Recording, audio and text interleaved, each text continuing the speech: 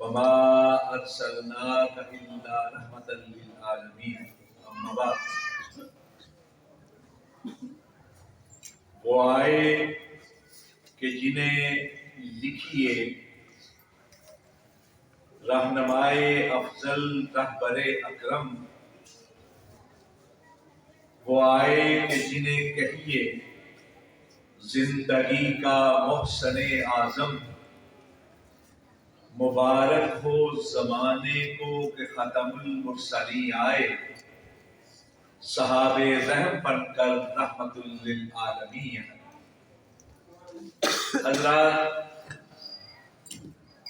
آج کی یہ مقدس محفل، بابرکت مجلس، کائنات کی عظیم ترین ہستی کہ جن کو اللہ رب العزت نے سب سے اشرف، افضل، اعلیٰ، اولا، عرفہ، کامل، مکمل، اکمل حیثیت میں پیدا فرمایا ہے، وہ نازش روحانیاں، وہ غیرت قدسیاں، وہ فخر پیغمبران، وہ امام رسولان، آمنہ کے لال، مکہ کے در یتیم، مدینہ کے تاجدار، نبیوں کے امام، رسولوں کے سردار، حضرت محمد مصطفیٰ صلی اللہ علیہ وسلم کی سیرت کے بیان کے لیے منعقد کی گئی۔ آپ کی عظمت، شان اور شوکت کا بیان ایک مسلمان کے لیے سرمایہ حیات کی حیثیت رکھتا ہے، اور ہم تو یہ سمجھتے ہیں کہ اوروں کے لیے تو اور بھی ہے، ہمارے لیے تو سوائے مدینے والے کو کوئی اور نہیں۔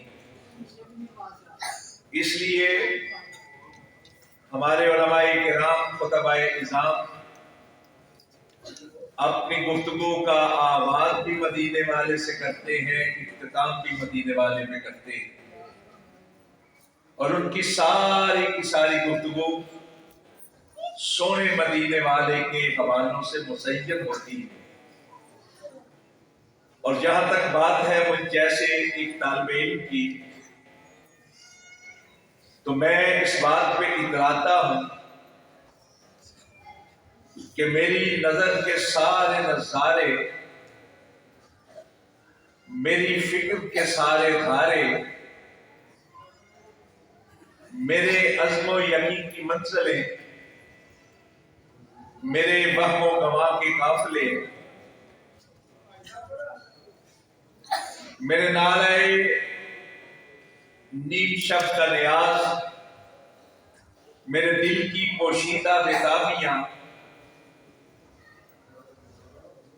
میرے نالے نیم شب کا نیاز، میری خلوت و انجمن کا گداز، جو کچھ بھی ہے ساقی متاع فقیر، میں جس سے ہوں فقیری میں امیر، وہ صرف اور صرف ایک ہی حوالہ ہے، اور وہ حوالہ آمنہ کے لال کا حوالہ ہے، مدینہ کے تاجدار کا حوالہ ہے۔ میں آج کی گفتگو میں صرف ایک آیت کے ایک لفظ کے حوالے سے چند ضروری خداشات آپ سے گزار کرنے کی کوشش کروں گا۔ سورہ ہجر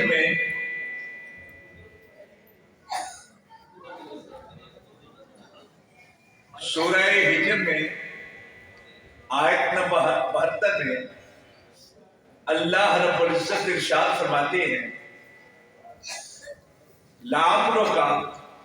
إِنَّهُمْ لَفِي سَكْرَتِهِمْ يَعْمَهُونَ۔ لَعَمْرُكَ، سونے تیری عمر کی قسم، تیری زندگی کی قسم، تیرے لمحات حیات کی قسم، تیری سیرت کی قسم، لَعَمْرُكَ،